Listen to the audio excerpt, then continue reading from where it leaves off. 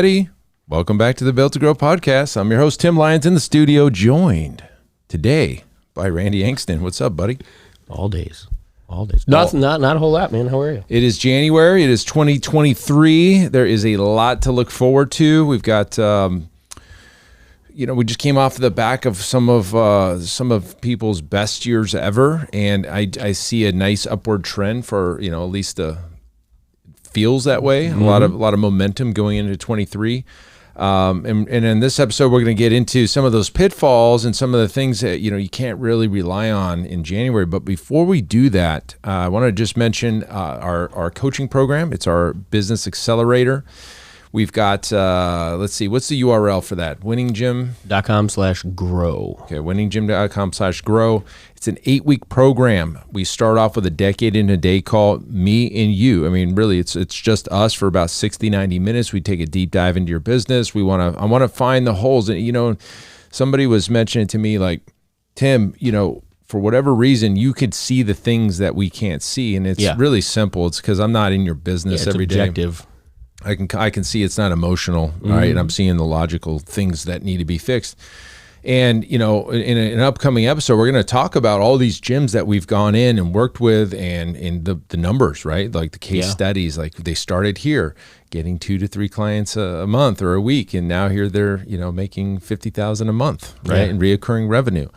And so we're excited to kind of revamp some of that stuff. We have a switch to semi-private module series in there, talking about how to program, how to sell it, how to do all the good things with the semi-private, which is what we believe in here. Mm-hmm. If you're a large group training facility, we can still help you. Even if you don't want to do anything to do with semi-private, systems are systems, business is business. How you do it. The modality and the delivery that can be replaced with anything, right? Yeah. Obviously, we believe in one thing, but that doesn't mean we've worked with plenty of gyms that don't do semi-private. Oh yeah, I mean, and there's a couple of things about the coaching program I definitely want to mention as well. Yeah, any model we can work with, because at the end of the day, we're teaching those systems. It's profitability and scalability. That's what we're going to teach you. The second thing is this isn't for broke gyms. Right? Like, this isn't a quick fix. This isn't somebody, if you've just opened a gym or you're struggling. Can it help you? Absolutely. It's a blueprint to stability. But at the end of the day, this is the opportunity to go from good to great.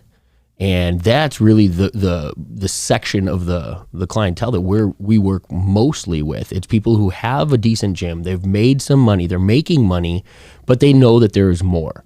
We did a recent episode on the industry average, and for our clients, we're making about twice what the industry average is coming out of our coaching program. To me, I mean, what more do you want as a business owner in 8 weeks to have the clarity and now the structure of the business to make 2 times what you were making 2 months before that? Yeah, the average. So, and again, to Tim's point, it's monthly reoccurring revenue, guys. This isn't a marketing program. We're going to throw a bunch of, new business in your gym and hope that it all works. Some of the things that we'll get into today's episode, but this is the opportunity to turn your business around forever. You'll never look back. And so if you haven't taken a look, winninggym.com/grow. Great points. Okay, so listen, guys, January's here. A lot of gyms and gym owners really focus hard on this particular month for obvious reasons, right? The New Year's resolutions, fitness is forefront, new year, new you, all this stuff. Equinox just put an ad out, and they made ripples, and and they're always going against the grain on a lot of stuff. And whether or not you believe in Equinox or you like them or don't like them, I think they hit the nail on the head when they put an ad out that says we don't speak January, and they were not accepting any new memberships on January 1st, because what their whole point is we want the lifestyle clients. This isn't a New Year's resolution once and done and then fall off and never see you again. And to their credit, nobody really wants those types of clients. We don't want the New Year's resolution people that are there until February 14th and then they fall off. Like, we rather would have what they're claiming they want, which is the lifestyle clients. And so they made this big ad, and it was kind of, I don't know. They're getting some criticism, obviously. Why wouldn't they? Right? Because it's a lot of people that don't want to, they're the ones that are over here focused on, I'm going to take anything I can get, right? And so those gym owners are happy to throw shade and say, oh, I'll take those clients all day long. Yeah. Well, you think that they're going to be in your gym in a month and a half anyways? No. What's funny is, they made a big thing. We're not taking any clients on January 1st. If you really look at it, okay, January 1st was a Sunday.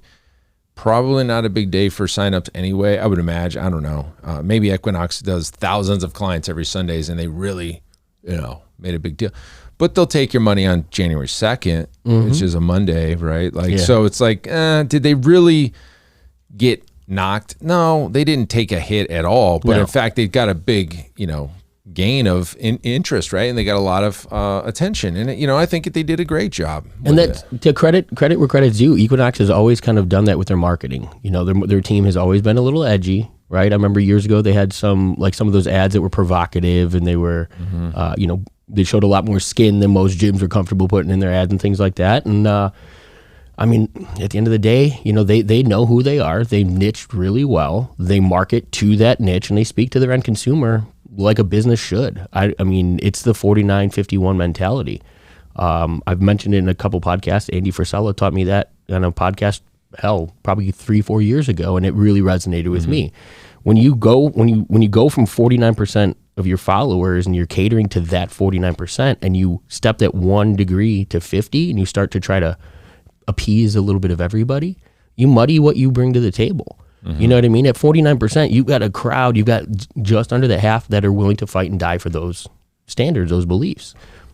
Speak to them. I mean, if they did 49% of the market share, they'd be doing very well. You know what I mean? So it's those probably gyms, more like 10%, if we're being honest, right? Oh, speak to the 10%. But really, the point of that is try to not be everything to everybody. Exactly. And that's what a lot of gyms do, right? And especially right now, every gym owner listening to this is like, gimme, gimme, gimme.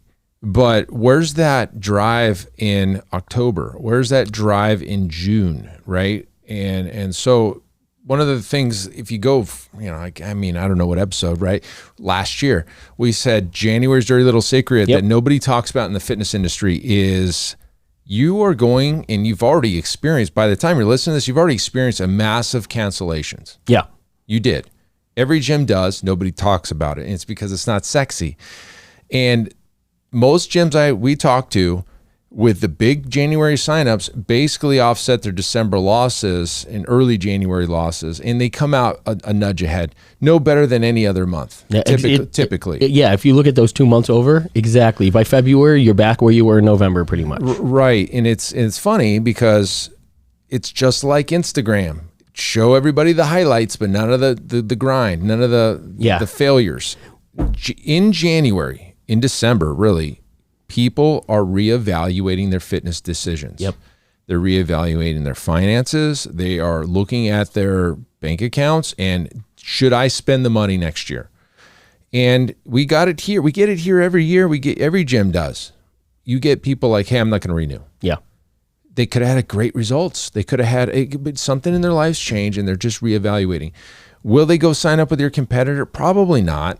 They're probably not going to do anything. Well, I mean, what portion of your membership that is leaving is only because somebody else hit them with those, an offer for January that compelled them to take a shot. You know what I mean? Maybe they've been happy, but again, nobody gave them attention within the four walls, right? Because your attention in the last couple months is, January's coming. I got to capture everybody I can walking through the doors. Yeah, and you left your current and you forgot clients. Your current client base. I guarantee most facilities operate that way. Most facilities completely forget. I mean, we all know, guys, it's going to get busy in here. We all know, blah, blah, blah. How about you make them comfortable? These are the people that have already spent money with you. This is your family. Keep them. Yeah, and we've, in fact, Zach on the show he was on, was like, hey, we're going to the end of the year. Keep your clients close. Reward them. Do challenges internal. Keep them motivated over because we know it's coming. Gosh, if we don't know by now, 14 Decembers into this game, we're done, right? Yeah. So that's January's dirty little secret. Now, the other side of that is you got these New Year's resolution crowd, and everybody out there is like running, whiz-bang transformation challenges. Great. Awesome. I mean, sure, you're going to help a lot of people.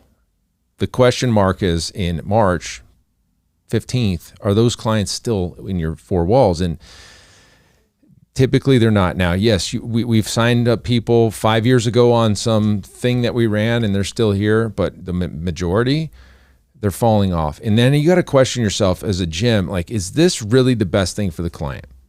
They come in, they do a challenge, they lose some weight, they don't stay, they leave, they gain the weight back, they come and do another challenge, they lose the weight, and they run this big yo-yo all year. And you're going to find the clients, just look in your database, that do every single challenge. Yeah. They join every challenge, but they don't join your gym. Those are the people you're attracting to these types of programs. And then you're like, well, Tim, isn't it better if we just get them off the couch and doing something?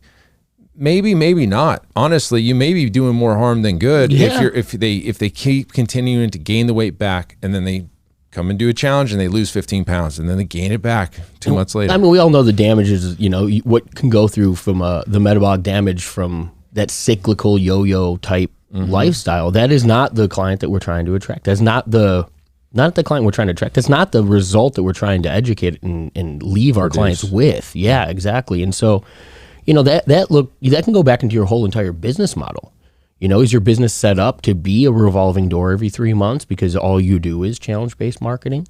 You know what I mean? Or do you have a legitimate onboarding that's going to educate the consumer, provide them with what they need as far as the results for the long term? I mean, if that's your type of the gym that you run, where you're literally attracting lifestyle clients, educating them, and working on keeping them for the life, or are you that cyclical? Well, we could take a page right out of Equinox's book right now and take a page out and say, we don't speak challenges. Yeah. We don't do challenges here, and for these 5 reasons, and we want you because of these reasons. Exactly. There's your ad if you really wanted to go with it. We don't speak challenges because we did them here years ago. And I'm not just knocking challenges to say, hey, that's what the other guys do, so we don't like him. We ran a damn agency. I mean, like, anybody who's known us knows that, like, this is from the result, from doing it, not just. Well, the agency's one side. I'm saying in this particular gym, we ran challenges and we saw what was happening. We had those clients that would join every challenge, and we wouldn't let them. Yeah. We would say, you can't do 2 challenges in a year. You can only do 1, because we were very focused on getting them in and keeping them for the long term. And we weren't interested in that $200 front end or $500 front end. Well, that's a good point. I mean, right there. I mean, is your marketing and what you're presenting to the marketplace in the front end offer, is it designed to bring somebody in and convert them to a membership? Better be. Or is it just exactly right? But that's a different model, to run than it is. We run challenges every 12 or 16 weeks or whatever, jump in our next challenge. And then you've got those cyclical challenges. And then people wait for them. That's the other thing. They're sitting there waiting for you to start running a challenge so they can jump into it. When I would rather just have the steady flow of clients coming in on, call it a trial, call it a 2-week guarantee, call it something, but it's your regular memberships that they go into. Now, are there benefits of challenges? Good God, of course there is. There's a million benefits. Right? Let's talk about the benefits to the consumer, right? The consumer is motivated to do something, and when they see a challenge, they see a start date and end date, they know they have this much of time to commit. Mentally, they can get their head wrapped around it, and it's X amount of dollars. They can. That's an easy thing for them versus this indefinite time frame of fitness. So this is a benefit for the gyms too. Like, you can sell this. We called it bracketed programs, because if we had a bracket around it, you get X, Y, and Z. Okay, there's a benefit there. Would that client come in on their own? Maybe not. Okay, so yeah, you're getting this person moving. Okay, cool. Does the gym make money from those people? Sure. Yeah, they get the offer and the front end, and they got them, right? The cons, the giant cons, is your business model suffers, your systems suffer. It breaks your scalability, because when you're getting this influx of people, you stop being able to service your current clients. You're delivering some extra things, bullet pointed list of things that nobody else gets, but this challengers do. They get this nutrition plan. Nobody else gets that. They get this accountability, get these seminars. They got to come in and do 5 extra weigh-ins, and they get pictures, and they get this tracking board and all these things, and then become a member. They get none of it. And it's like, well, what am I doing here? Yeah. And so maybe those people would want to just wait till the next challenge, because that was great. Right? You got all the bells and whistles, and you got it at a lower cost than everybody else is in the gym. And it's like the opposite of what you would expect a business to do. We've talked about it a number of episodes. I always compare it to like a direct TV, right? That they're just because everybody can relate. Like every year pre-football, it's free NFL package, right? $300 savings if you join now. Lower discounted membership or discounted monthly. Right. We'll throw in HBO and Cinemax and the movie channel. You can get it all. And then that 3-month trial's up or 6-month trial, and then boom, your rates double.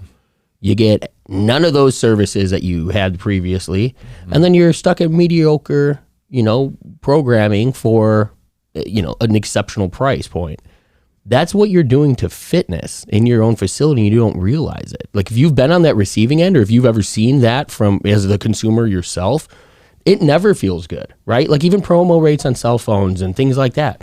When you get through that promotional period, you feel like you just got jabbed, even though that's really what you were signing up for, right?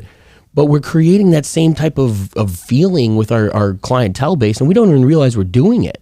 Well, I think you could do it better. Well, I honestly, here's the reason I think it's a problem is the delivery is different. Yep.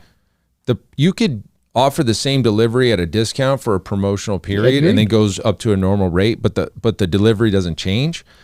That's way more acceptable than the delivery completely changes and I get something totally different, and then I'm paying more. And you pay more. Yeah, it's a double slap to the consumer if they were to sit there and just look at it that way, right? Yeah. And guys, this is one of those perceived value situations, because sure, is the value there of what they're getting at the end of it? Probably.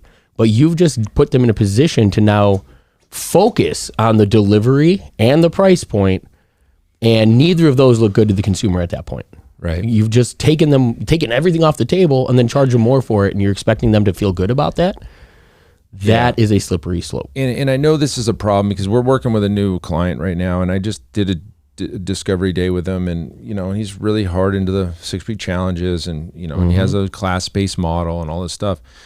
And one of the things he told me that made sense to me, but he was a big surprise to him. He goes, I could sell a 6-week challenger for $500, $600, or I can sell them into my regular membership at, $100 something. And at the end of the day, let's check this out.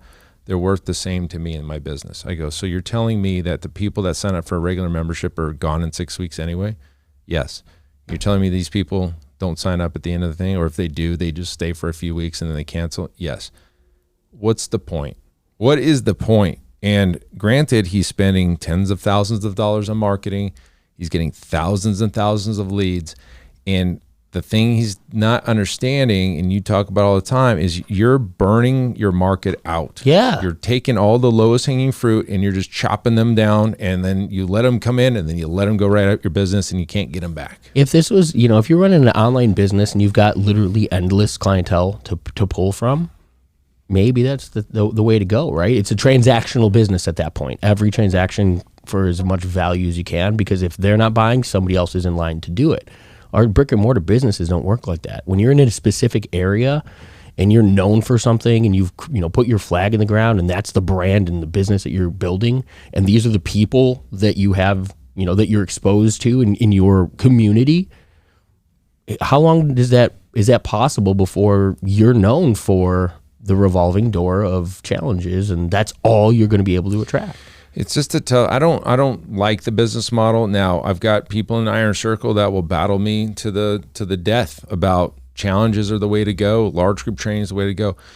And what I tell them, but they don't understand, is they are the anomaly. The people Sure. in our Iron Circle, they are the best operators in the world at that model. And of course they're successful, because they would be successful in any operation. You nailed it with operator, because that's the difference. Is just because some can doesn't mean everybody can.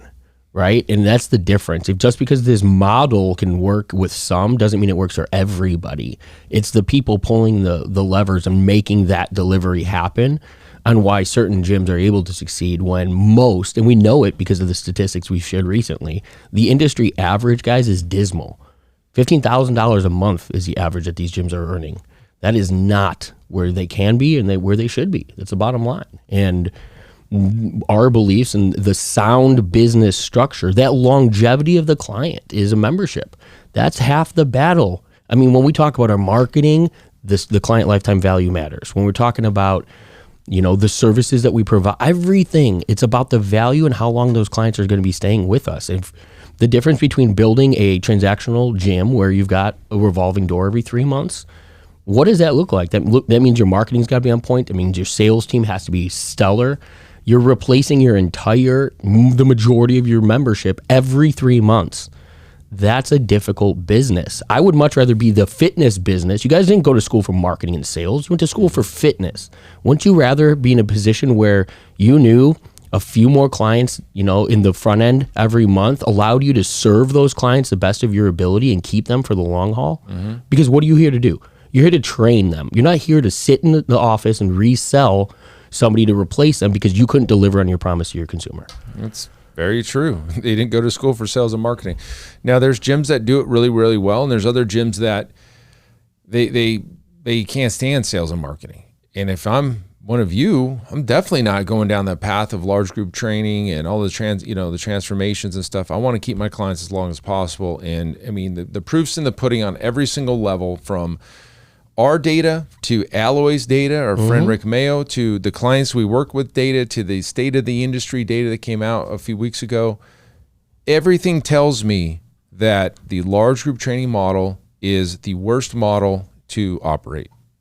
From the revolving door of clients, to the low income potential, to the low owner benefit, to there's no platform, there's no runway there. Yeah. Right. To the red ocean that it is. Mm-hmm. It's just an easy model to open. So there's always competition for large group training models because it's just limited equipment, large space, one coach, many clients, same workout, in and out, sweaty room, get them revolving door. So guys, if you want a different way, this is all we talk about really in our coaching program is the systems of the business and how to bring in these types of clients that are going to stay a long time, that are there not for the challenges, they're there for the lifestyle, the life change. Jump in our coaching group. I mean, that's all I can tell you. We're proving it over and over again. This model works. It works really, really well.